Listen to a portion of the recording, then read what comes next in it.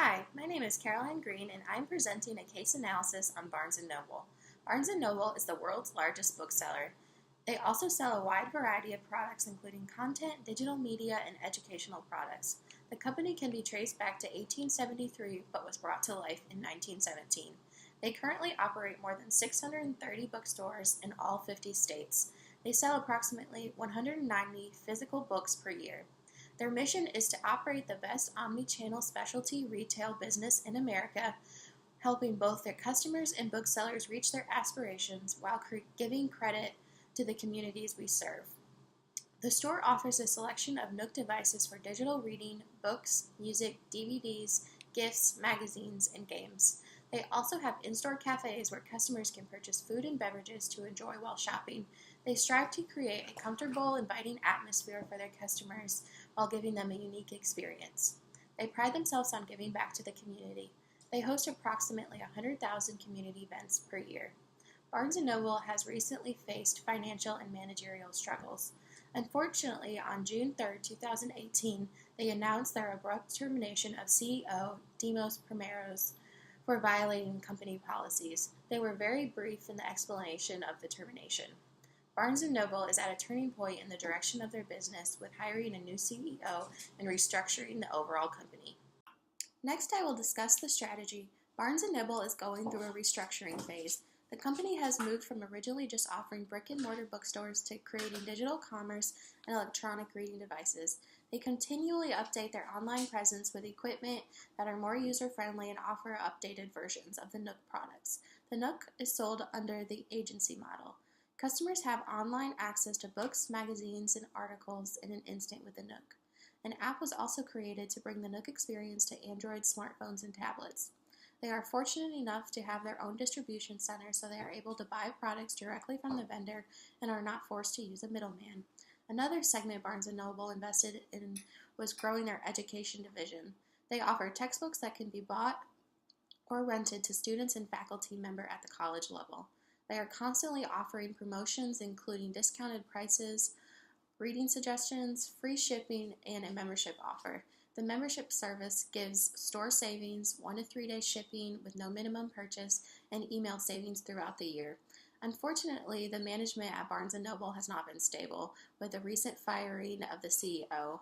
This is the fourth to depart in 5 years. Currently, the position is being filled by temporary groups of executives. Lastly, the overall presence and foot traffic has decreased in recent years. Shoppers are moving towards the convenience of online shopping. The large retail spaces are no longer relevant that were once prided by the company. There are so many extra products that are not associated with the bookselling industry that can be gone away with. Next, I will discuss Porter's 5 Forces model. The intensity of rivalry is high due to the strong competitors within the industry. This has led to a decrease in profitability caused by price slashing to maintain competition in key competitors like Amazon and Google. The industry is considered a concentrated market.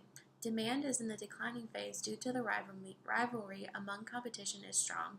Information is easily accessible on the internet, so books, magazines, and other products are now free and easy to access, unlike in prior decades. The bargaining power for suppliers is moderate for Barnes & Noble.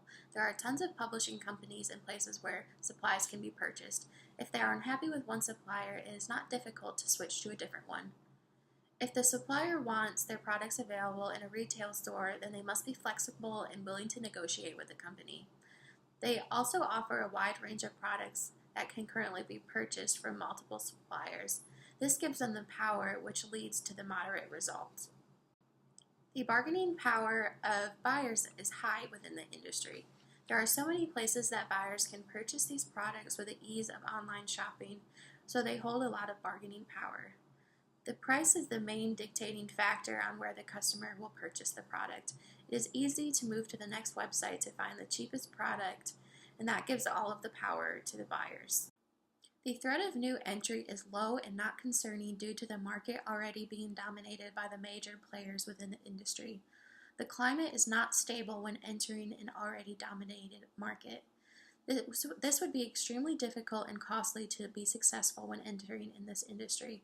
The economies of scale can be detrimental to a new company attempting to enter into this market.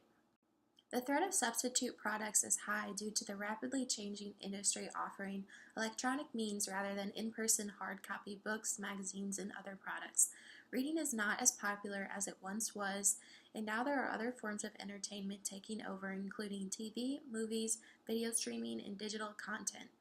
There are many substitutes that can take over the changing industry that can easily lead to a diminishing and unprofitable organization. Overall, the industry is unattractive and unfavorable. This is due to the high rivalry, decreased growth and profitability, and increased competition from online e-retailers. The convenience and price reduction offered by the online industry does not create a favorable industry to be a part of or to enter into. Next, I will discuss the driving forces of Barnes & Noble. First is technological advances in consumer desires. Second, the market share within the industry.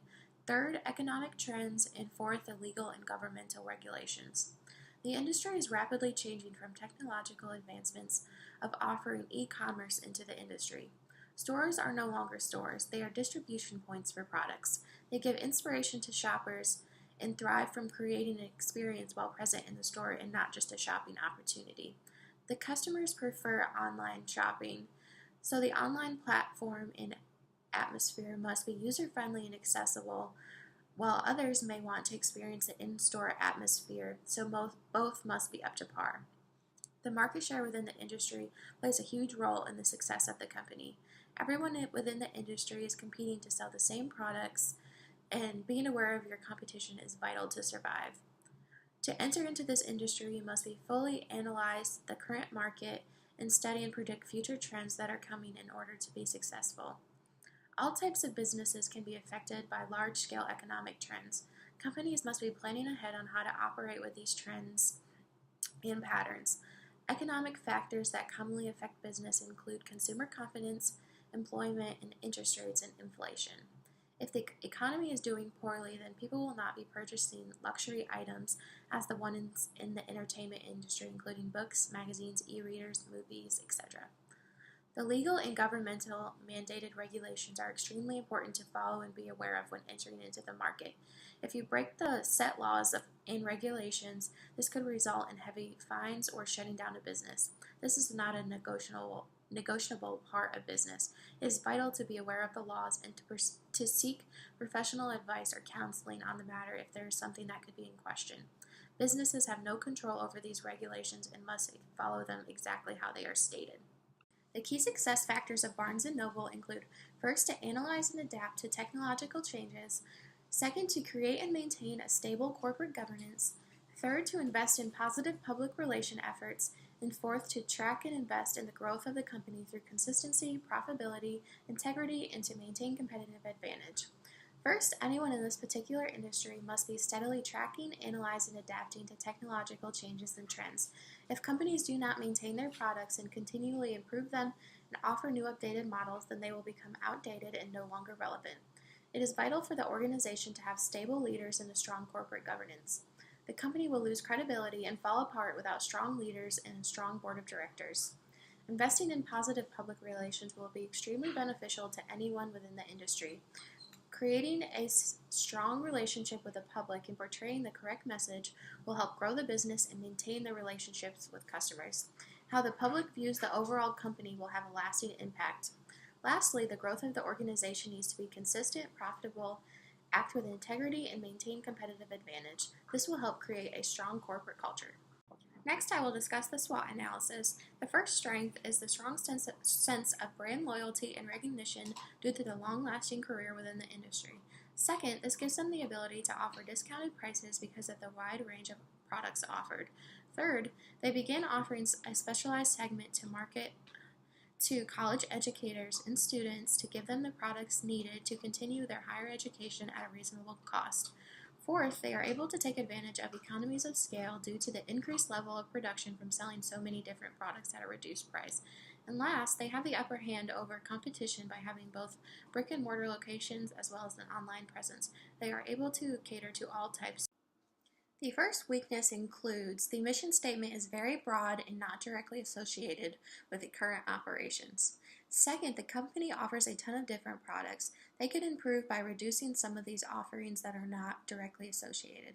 Third, due to the firing of the CEO, the corporate governance is in turmoil. They need to properly handle the situation to maintain credibility of the company. Fourth, another setback is they are not globalized as many of the other competitors are. They do not have storefront locations in any other country other than the US.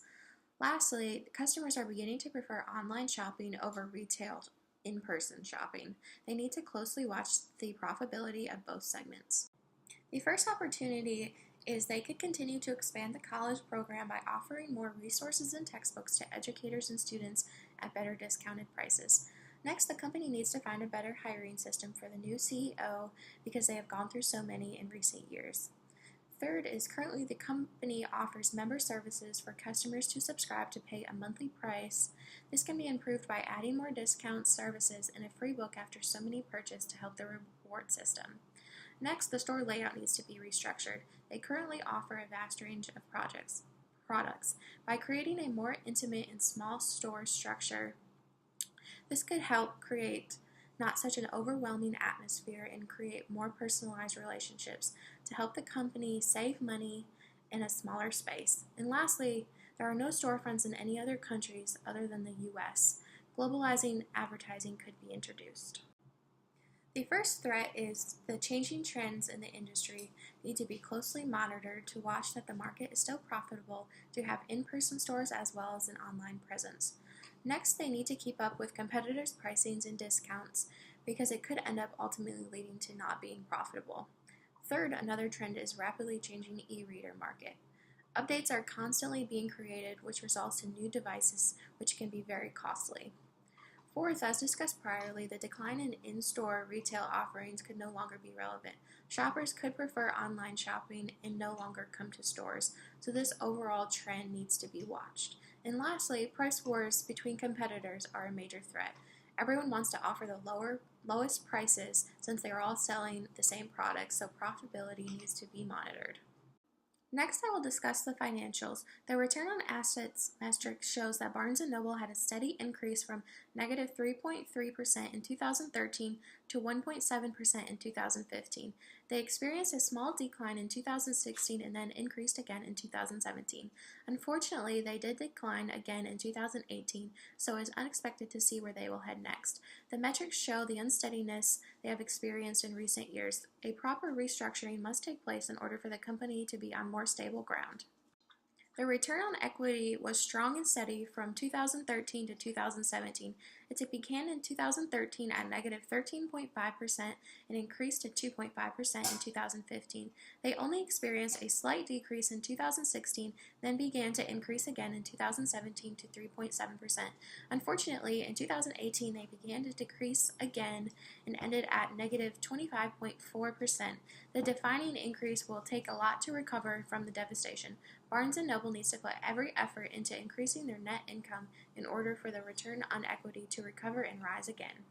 The gross profit margin showed a steady increase from 2013 at 24.6% to 2015 at 33.2%, but unfortunately that increase did not last. Since 2015, they have had a steady decline all the way to 2018, resulting at 30.3%.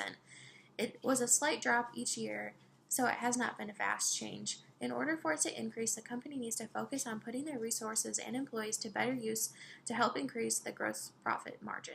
The net profit margin began in 2013 at negative 2.3% and increased until 2015 until it was at 0.9%. There was a dip in 2016 to negative 0.6% and then a slight increase in 2016 and then a dramatic drop in 2018 to negative 3.4%. The financials show the company is struggling in all aspects thus far in 2018. The financial patterns have been very unsteady and sporadic and are landing negative for the year of 2018. More revenue must be made in 2018 than prior years in order to increase these current metrics. The operating profit margin is showing the same type of pattern with an increase from negative 2.9% in 2013 to 2.1% in 2015, with a slight decline in 2016 and then resulting in an increase in 2017 to 1.8%. Unfortunately, the same devastation has prevailed with a decline in 2018 to 0.6%. The organization must find better and more efficient ways to increase their revenue and not spend so much on operating expenses while increasing the cost of goods sold. Next, I will discuss the 5 strategic concerns. The first concern is the corporate governance, especially centered around the hiring of a new CEO. A new hiring process needs to be incorporated while updating the PR tactics. The second strategic concern is decreasing the in-store merchandise to more related products. Customers that are visiting the store to find book-related items are being bombarded with random gift items, children's toys, etc., and these products need to be ditched while they are taking up the square footage. The third strategic concern is decreasing the store size to create more intimate shopping experience. This can help build stronger relationships with customers by easily giving them the ability to find the products that they are looking for. The fourth strategic concerns includes offering better pricing strategies to customers. The company can offer a program to sell used books at a discounted price. Most people only read a book once and then forget about it. This program can offer customers the ability to sell back the book for a reasonable price and get store credit to buy more books. The last strategic concern includes updating the rewards program to more appealing offers. The first benefit could be adding free books after so many purchases. Next could be discounts on food or drink items within the cafe. And last, they could offer higher discounts for the used book section. Next, I will discuss the 3 recommendations for Barnes & Noble that can be extremely beneficial in implementing into their current strategy. The first recommendation is to restructure their management process, including hiring a new CEO and enhancing their public relation tactics that they are currently using. There are multiple traits that the organization should focus on when interviewing and finding their next CEO. Building a successful company is contingent on building a strong team. Without a strong leader to operate the company will be facing financial turmoil. There are 5 things to consider when hiring a leader within the company. Those are: the person must believe in the mission, have integrity, be the right fit for the position, not just convenient, the ability to give and receive feedback, and to be compatible with the rest of the team. Along with restructuring management, there are necessary changes that need to be made to the current process of communicating with the public. There are many interesting and helpful tips. The first tip is to create a personal connection with your audience through effective communication, listening, knowing your audience, learning their where, what, and why, and creating a story. When creating a story, it is vital to be relevant, authentic, transparent, and address the matter swiftly. This can also be helpful by creating visual press releases that are engaging to the audience. Overall, the strategy updates to the management leadership process and the PR tactics will be very beneficial in all aspects of the company. The second recommendation is a combination of the second and third concerns of decreasing the in-store unrelated inventory and decreasing the store size. Currently, the in-store locations offer tons of different products. There are many unrelated items that can be overwhelming for shoppers. Business Insider states, "It knows how to display books, but it sells far too many unrelated products, and the checkout line looks like a dollar store." All of these different products offerings can make the floors feel cluttered and uninviting. The company would be better off by reducing their inventory to book-related products and reducing the size and square footage of the in-person stores. This can help create a more intimate relationship for shoppers by not making them so overwhelmed with the mass quantities of all the different types of products.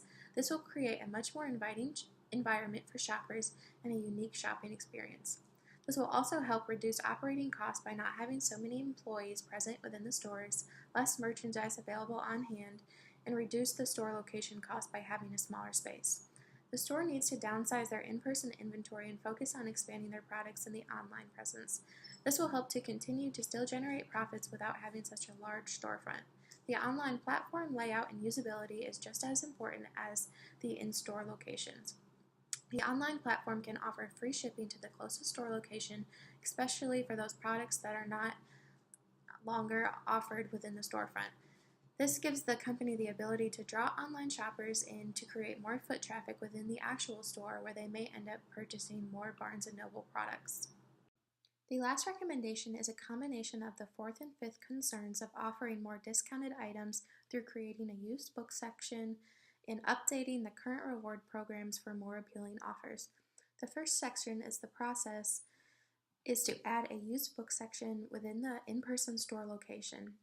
The area can give a space where customers can find books that are gently used for a discounted price. Customers are able to bring their gently used books to add to the store while receiving store credit to buy more books. This process is very inviting for heavy readers because they can continue to come to the store and swap out books, causing the inventory to constantly be changing. This will also heighten the foot traffic. Most people will only read a book once and want to get rid of it. This creates a seamless, easy process for the books to get offhand for the customers. The next process of this overall recommendation is to improve the current rewards program. Currently, the program offers in-store savings every time you shop, free express shipping with no minimum purchase, and emails with exclusive savings throughout the year. Another addition can be to add free books after so many purchases. The subscription can keep track of every purchase, and after every 10th purchase, the 11th book will be free. They may also offer this type of promotion towards food and drinks within the cafe. They can offer discounted prices and free products after every 5th purchase. Lastly, they can offer a higher return for used books to customers that are members of the rewards program. This will give the incentive to bring back their purchased books and get store credit to get more books. This will not only give more inventory to that section, but it will also help promote and advertise the new used book section within the store. If the company follows these plans of action, they will have a better shot at becoming more prosperous in the future.